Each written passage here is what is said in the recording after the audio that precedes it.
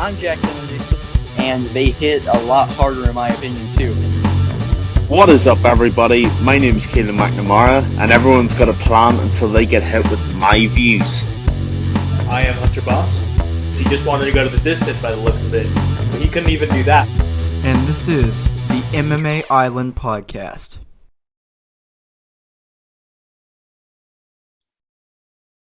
Hello, everyone, and welcome to the MMA Island Podcast. I am Jack Kennedy alongside Keelan McNamara, and we're here with the latest in MMA. Let's go ahead and get started with the news. Well, we're going to be reviewing the UFC Fight Night main event between Thiago Santos and Johnny Walker, and it went a little bit different than we expected it to, but it was still a good fight, interesting result, and interesting stakes for the light heavyweight division. Keelan, starting with you, what did you make of this main event? Yeah, Jack, you've definitely hit the nail on the head already, brother. It was not the fight that we expected at all, really, from either fighter. Got to be honest, not mad at the decision. Think Thiago Santos definitely won it. Yep. Probably won it, in fact, by about 4 rounds to 1, I think I had it. So definitely the right decision was had. To be honest with you, I'm not mad at the fight itself. I think the fight, even though it didn't play out the way we thought it would, I'm not mad at that. What I am mad at is John Kavanagh in Johnny Walker's corner, because the advice that Walker was getting from his corner was atrocious. I mean, there were rounds, especially 3 and 4 off the top of my head, that Johnny Walker was clearly losing, clearly getting outstruck, and clearly getting outstruck with the heavier shots. And yet when the camera panned to Walker's corner, I mean, John Kavanagh was saying, "You're doing great, you're winning this round, keep doing what you're doing." No, he was losing every round. I mean, why are you telling fighters that they're winning when they're so clearly losing? That is not helping them. Your job as a corner is to take the fight by the scruff of the neck and tell them what they need to change, not telling them they're winning when they're getting outstruck and they're getting outmaneuvered. I got to be honest. I just think that was not the best version we saw of Johnny Walker at all. You know, he needed to be much more explosive and unpredictable. He was dull, predictable, easy to hit. And I think serious questions need to be asked of his corner and the SBG, especially, who were in his corner. Credit to Thiago Santos. It was a fantastic win for him, especially when I was so certain that Johnny Walker would win. I take my cap off to him because he was very, very good, very composed. But I think this fight, especially for Johnny Walker, raised a lot more questions than it answered. Yeah, hey, I agree with you in a lot of ways. However, I will say this. Johnny Walker's chin looks so much better than it had in a long time. And I think the way he was fighting was a lot less reckless. He was fighting like he was in there for a 5-round fight. Now, that being said, that doesn't take away from what you said about the corner advice. You're absolutely correct about that. And some of the other things, it felt like he was just holding back too much, but he wasn't letting full go. He needs to find the balance in between what we saw on Saturday night and what we've seen throughout the rest of his career. If there's a middle of that somewhere, that could be a very dangerous Johnny Walker that we're talking about. But we haven't seen that yet, and will we ever see that is a big question. Now, that being said, Thiago Santos, I think he did what he had to do. Looked very composed. I love that word that you just said. That's perfect description of it. Thiago Santos still doesn't look like the same Thiago Santos that was him whenever he was on his title run. However, this fight was a big step up and a big change for him, and I thought he handled it very well. It's good to see him on a win again, and he'll be on he'll get another high-level opponent next. It'll be interesting to see how he handles that and how he adapts to. Honestly, he has to have a new fighting style than he did before because of the way his knees work and because of the wars that he's been in. Can he adapt to that? And maybe just the only criticism I have from Thiago Santos is maybe just ramp up the pace a little bit.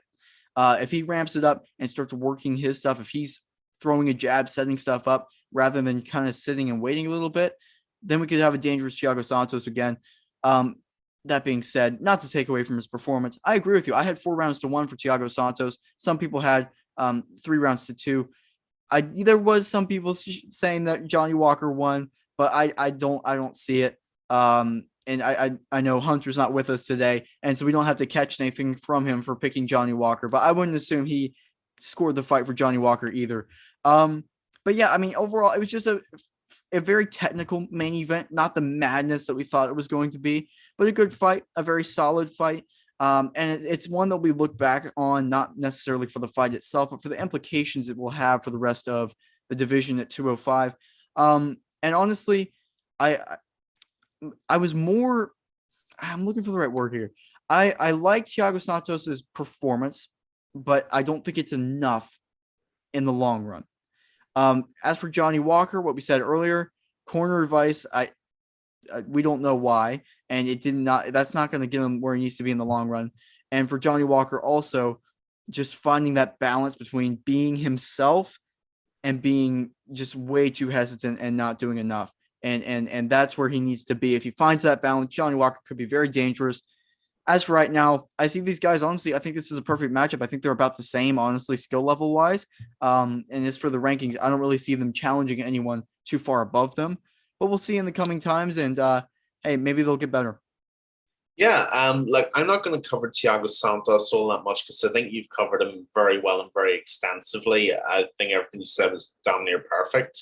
My last sentence on this is going to be about Johnny Walker, and then that'll probably be it for me. Yeah.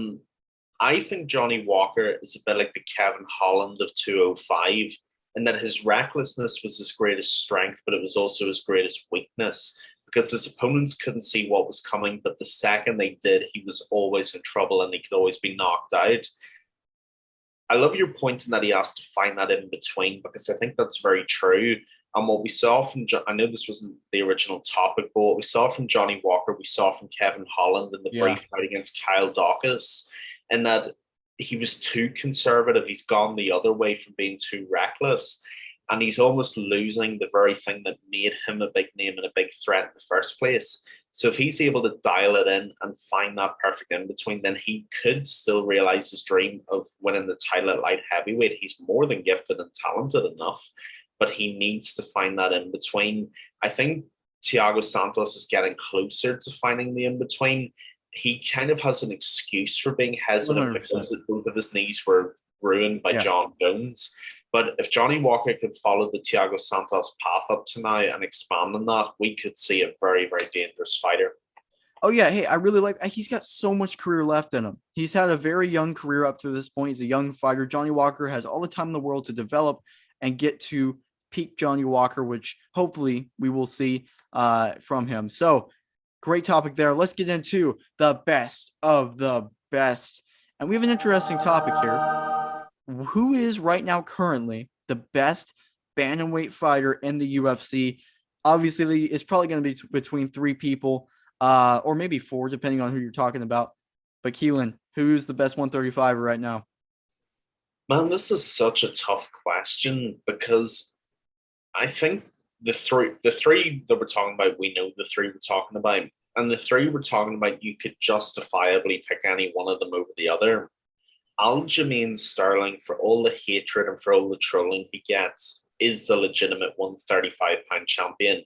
Whether you like it, whether you lump it, whether you love him, whether you hate him, he is the champion. He can't control whether he gets hit with an illegal shot or not. That's on the challenger, not the champion. That's just facts. And that fight has done him a massive disservice because people are now forgetting how much of an amazing fighter he actually is. Yeah, 100%. So if you say Aljamain Sterling, I'm not going to criticize you because it's a fair point and it's a fair argument that you can build on. I think the easiest pick here is probably Petr Yan.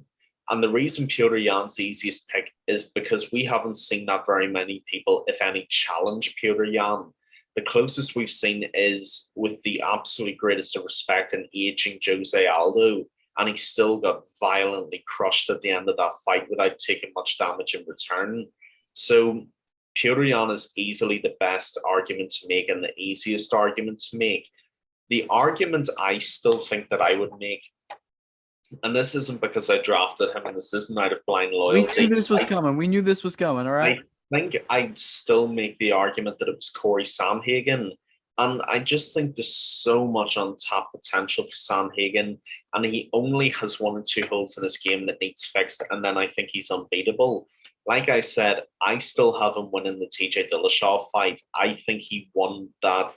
What was the pivotal round? Was it round 5? It was round 5. Round 5 could go either way. Yeah, see, I had him winning round 5. I think the data maybe just about supported that. It could have gone either way, but I had him winning round 5. And I think the wins that we've seen from Corey Sandhagen are just the flashes of how elite of a fighter he truly is. The spinning kick knockout over Marlon Moraes, the flying knee over Frankie Edgar, that's just the tip of the iceberg. And realistically, Sandhagen could have and should have knocked out Dillashaw on about 4 different occasions, but for the fact that he let himself get backed up against the fence for God knows what reason and let TJ clinch for dear life for a good majority of the fight. That being said, personal differences aside, and as much for being different as anything else, I'm going to make the argument that Corey Sandhagen is currently the best bantamweight in the UFC. Hey, I like it, and I like that we're going to disagree on this one. So let me say this first off. Hunter's pick is going to be Petr Yan, and I think he said that in the group chat earlier, and I think he was going to. We all know he was going to say that earlier. Just like we all knew Keelan was going to say Corey Sandhagen. I mean, that's given. I'm going to present my argument for Petr Yan, and then I'll present an out of the box one just because why not? And we'll get 3 perspectives in here, right? Because I do agree with what Hunter would have said, and that Petr Yan, I think, is the best 135er. And I've talked about this one on previous podcasts all the time, and you actually said the point. I haven't seen anyone really challenge him. We said Jose Aldo was his best challenge, and that was just because he was just waiting to unleash his stuff. Petr Yan wasn't even like attacking at that point. Rounds 3 and 4, it was just 10-8. You could argue even a 10-7 because he wasn't even defending himself. It was terrible. Petr Yan is a machine. He is a monster. And really, I think this whole conversation is going to be settled whenever they face off Corey Sandhagen and Petr Yan at UFC 267, which thank God for that matchup. That is going to be incredible. I cannot wait for that. For the interim bantamweight belt, but most people consider it for the best 135 pounder in the world, as do we, as just our picks for this podcast. Again, I love what you said about Aljamain Sterling because he is a phenomenal. People forget that he had one loss, and I think it's a lot of it, and at least for me, is not how the loss went down, because we did that podcast immediately following the loss, and most of us, me and you, we were on the side of Aljamain Sterling because of what happened. And that was an illegal knee, and the fight probably should have been stopped. What I don't like from him is all of the aftermath. Pulling out of this fight, getting, okay, I'm going to get neck surgery. I've been putting it off I'm going to get neck surgery now. I'm going to get back surgery. I'm going to get my nose. He's taking as long as possible to avoid that next matchup with Petr Yan, which is why we talked about this earlier. I think he should have been stripped, and I think this interim belt is for the unofficial best in the world at 135. And right now, this is almost a question of who do we think is going to win between Petr Yan and Corey Sandhagen in the way. And we talked about this earlier too. I love Petr Yan, and he's so well-rounded is the thing. His boxing is phenomenal. Corey Sandhagen has the better kicks, and he's longer, and he's a lot taller, and arguably has more power. But the ground game from Petr Yan, he took down Aljamain Sterling like 8 times in their fight. He's so good everywhere. I think right now, if we're talking best 135er right now, I think it is Petr Yan. Now, let me present an odd one, and I know you're going to love this, but I mentioned 4 fighters earlier, right? I do think that there is an outside argument for TJ Dillashaw being up there for the best 135er on the planet right now. Now, I know you're about to let me have it for just saying that, right? And I'm not saying that he is. I just gave my argument for Petr Yan, but I'm saying that I do think there is an argument for it. He did at the end of the day, and that saying we disagree on that decision is kind of pointless because it was on verdict. Literally, there was not a 0.001 difference in who voted for that. It's literally the tightest fight that has ever happened. It was dead even, and after watching it too, you're sitting back and just like you cannot be mad at whoever wins the fight. It's going to be a good decision no matter what, as long as they didn't give 2 rounds to someone. But I had TJ winning that fight. I had him winning the 5th round just barely. I know you had Corey Sandhagen winning the 5th round just barely. Now, not that should decide who's the better fighter overall, but Corey Sandhagen did have some gaping weaknesses in that fight, whereas TJ Dillashaw, most of the reason he was losing those rounds is because he would get rocked with those big shots. If we compare the fighters overall, I think the overall more well-rounded fighter could be argued, and I would actually argue it, for TJ Dillashaw. Now, would I rank him above Corey Sandhagen and in the rank? That's a whole other conversation for a whole other day, and I wouldn't. But there is a definite argument that TJ Dillashaw is the better overall fighter. Then you compare him. Okay, how would you match up against Petr Yan? Both so well rounded. There's so many different ways. But the moral of the story is, bantamweight is stacked. I think there's 4 guys you could potentially have an argument for. Honestly, and this is ridiculous to say, the champion could be at the bottom of that list that I just listed. And hot take, I do think he's at the bottom of that list. Not that he's not a phenomenal fighter. That just shows how stacked bantamweight is. But for me, Petr Yan at the top, probably Corey Sandhagen second, TJ third, Aljamain Sterling 4. I know we didn't ask for a ranking, but that's just kind of what I'm thinking as far as 135 goes. Petr Yan overall, I think, is currently the best bantamweight on the planet.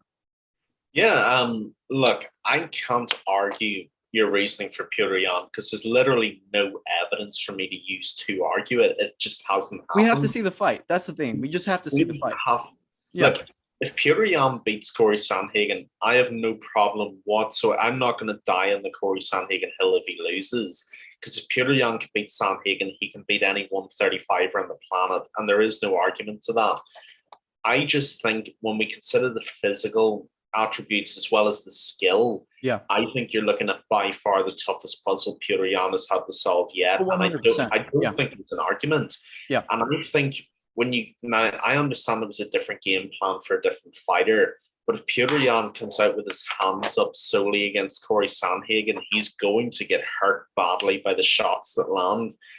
Because even though Corey Sandhagen's wrestling defense needs improvement and quite strong improvement too, that's why he's flying out, I think, Sergio Pettis and Rafael and Stocks. Yeah. Breaking news earlier today, ladies and gentlemen. Very smart. Very, very smart. What Yan has to understand is that the shots that were thrown by Aldo will hurt a lot more from Sandhagen because he lands, he is precise and he is clean. And look, even though I have my own various opinions on TJ Dillashaw, the argument is there to be made that he won that fight, but he should have been knocked out 2 or 3 times by Corey Sandhagen easily. And the only reason he didn't was because Sandhagen didn't push the pace. If he pushed that pace, we're talking about a different fight altogether. The fact is, Corey Sandhagen is a sniper, and a sniper with the power of a rocket launcher. And I think what's so interesting about this fight is how Petr Yan takes true punishment and true damage, because he hasn't been tested to the degree that he should have been yet. And he's going to get tested heavily by Corey Sandhagen. For example, how does he deal with cuts? Does he swell up? Does he bleed easily? Sandhagen has got razors for elbows too. If he cuts him up, it's interesting to see how he reacts. But I think realistically, and I don't even know if I'm being ironic or funny anymore, Bruce Buffer in the middle of that octagon is going to have to say this fight is for the disputed, undisputed, official, unofficial bantamweight title. Because that's what it is. 100%. It is unofficially for the official title. And realistically, if you're gonna make Francis Ngannou fight for an interim title, there is much more of an argument for this being for the full strap than the interim thing, especially if Sterling's going to be out for another 9 months with neck surgery. Either way, this is going to be an amazing fight, and I cannot wait. It's for the people's main event. That's what it is. Event. I love it, and I honestly am more excited for this fight than I was for the Sterling Yan rematch. I mean, it's just, this is the fight that we've been talking about, and we're finally going to get to see it, no matter what circumstance it's in. We were always thinking years down the line we're going to get to see this. No, we're getting to see it. UFC 267. It's going to be phenomenal. And this wasn't even about the fight. This is about the best 135er. But this fight is for, realistically, the best 135er, and we're going to get to see it. Last thing for me also, I think the biggest thing is not even the elbows from Corey Sandhagen. I think it's the knees. Whenever Petr Yan goes into that defense where he kind of goes like this and blocks a little bit, that leaves it open for the flying knee is there, and especially the body shots and like that. And just the height difference, I think it's very interesting to see how he handles that. He's not going to be – part of the way he defends is kind of by standing still and just absorbing it in like a shell defense kind of thing. But Corey Sandhagen, the way he moves, there's no way – Petr Yan is going to have to be mobile against Corey Sandhagen, especially when he's taking shots, because if he's not, that's also part of the reason TJ Dillashaw was able to survive, is because he would always roll out of the shots. And even if he got rocked, he's always moving. He was never standing still. Petr Yan stands still we're gonna get to see really how good his chin is. And that fight's gonna be awesome. All right, guys. So now it's time for this discussion of the week. Let's go ahead and get right into it. This is a fun one. What is an all-time matchup? Prime whoever versus current whoever, prime whatever versus prime whatever. All-time matchup that we would choose to watch, and that we wish we could have seen, or that fantasy that we could see. Keelan, what do you think? Oh dear God, there are so many, Jack. I mean, this is like the ultimate UFC game for your PlayStation or Yeah. Xbox. Open weight. Yeah. God, I don't even know. Like, where do you start? I gotta admit, one of them is actually a fight that did happen, but it didn't happen with both fighters at the I know who peak. you're talking about. Yep. Are you sure? Well, okay. Is it Anderson Silva, Israel Adesanya? Is that what you're It saying? is Anderson Yeah, of Silva, course. Israel Come on. I know Adesanya. it. Survey says Jack knows. Because I was thinking that too. Yeah. Yeah, I mean, could you imagine just how good that fight would be? Prime I mean, Anderson Silva. That would be mind-blowingly good. I mean, there's so many fights in every division that you could say. I mean, I'd love to have seen. Who was the other fighter? I'd love to see Prime Stipe against Prime Cain Velasquez. Oh yeah. Oh, that would. It doesn't even bear thinking about. It's that good. I mean, light heavyweight. I'd love to have seen Prime John Jones against Chuck Liddell, because the reason I actually like to see that fight is that John Jones' single biggest weakness throughout his career has been the most basic weakness, and that's getting hit. Yep. And Chuck Liddell came forward like a sledgehammer, like nobody else did, and he would have hurt Jones. And to see how Jones would have reacted to that and everything would have been so intriguing. One other fight that I would have really liked to see, and I know we're sort of do you know what we're doing here, Jack? We're going cross promotion, because All this right, is let's do it. Yeah, let's do it. Cain Velasquez and Fedor. Oh man, yeah. Like, can you see it? Can you see it? Oh yeah, I happening? mean, Oh man, it's just this. I'm gonna have to hand this over to you to see what you say, because there's too many for me to decipher at this point. Just hit them with it, Jack. there's way too many, and we're getting into this because we're both way too much into MMA, and we have way too many fighters on our minds. But I mean, let's go.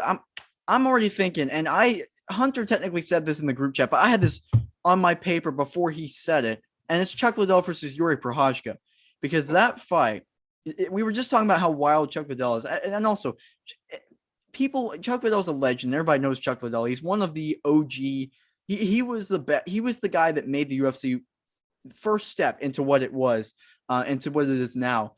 And it's because, I mean, look at how good he was whenever he beat Tito the first time, and then you beat him again. How good that version of Chuck Liddell was just incredible. The wild style, the Iceman celebration, just going out there, knocking people out, putting on a show. You love Chuck Liddell. Wild. And then what else? What other fighter comes to mind when you name wild at light heavyweight? Yuri Prochazka. Guy comes into the UFC, 2 fights, has knocked out Volkan Ozdemir and Dominic Reyes, and is next in line for a title shot. That dude is insane. That fight would be absolutely bananas from start to finish, and one that I'm already thinking about. Another one, and this is a fantasy from if you're living back in 2010 through 2013 that you wanted to see, that everyone wanted to see. Anderson Silva versus GSP. GSP, look, and I don't even know what version of GSP we would choose. Do we choose the middleweight version that fought Michael Bisping? Do we choose the welterweight version at the time that was just destroying everybody? I think he beat Nick Diaz handily at the time. What version of GSP do you choose? You don't know. Anderson Silva, the GOAT at 185, no question about it.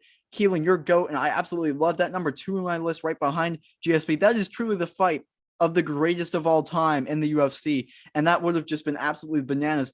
If the UFC model was like it is today, we would have seen that fight. It would have been for a champ status, and we would have seen that fight. Nonetheless, it's actually it might be better that they didn't fight, because now we just get to fantasize about it, and we don't actually have a definitive answer to who would have won at that time.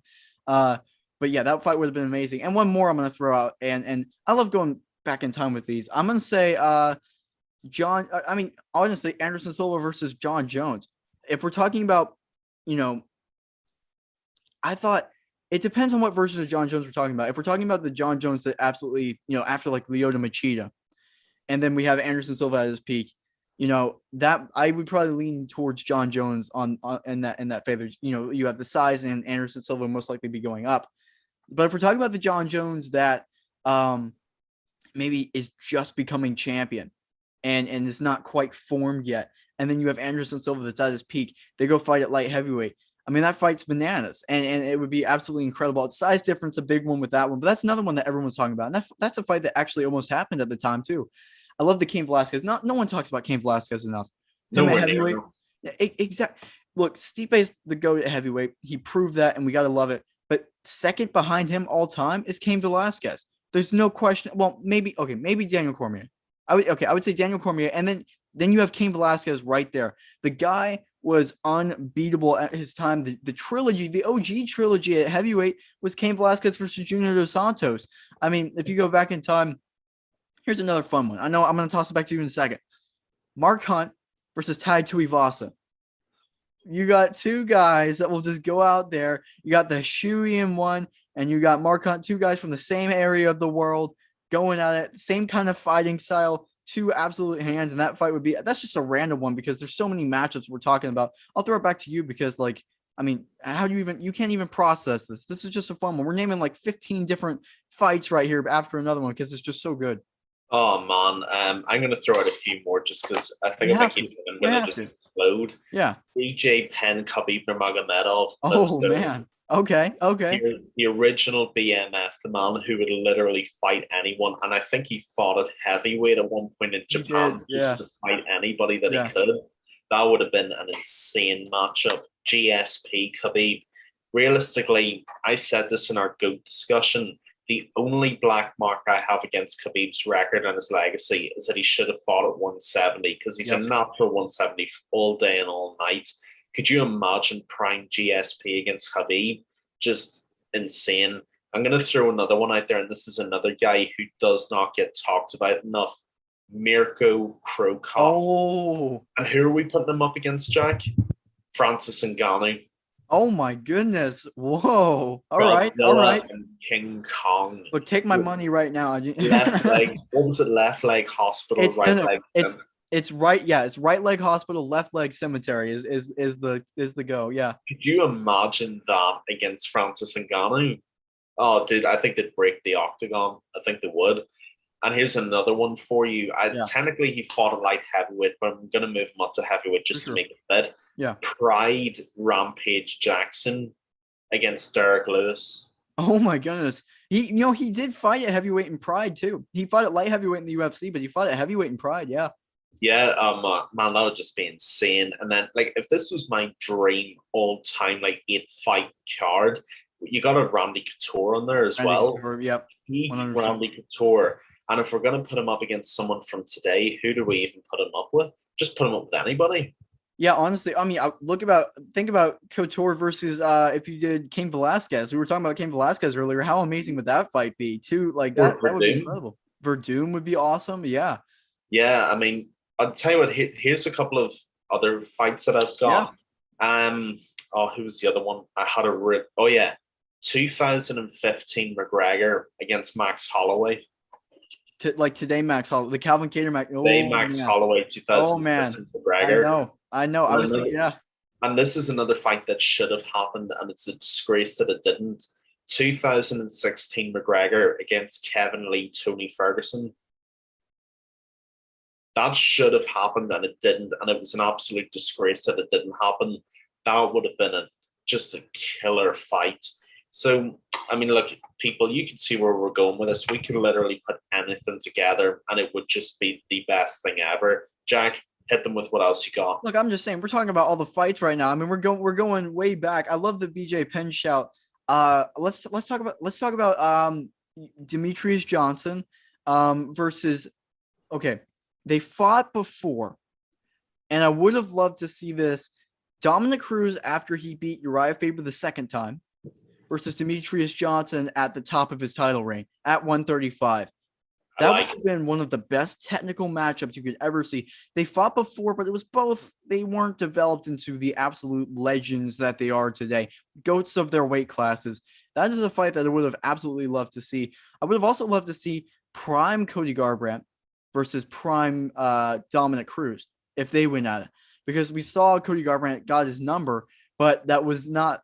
I would argue, like, if Dominic Cruz didn't have injuries and everything like that, oh man, that would have also been a fascinating matchup that we would have been able to see. There's so many different ways to go about it. Yeah. What about prime Dominic Cruz against Peter Yan?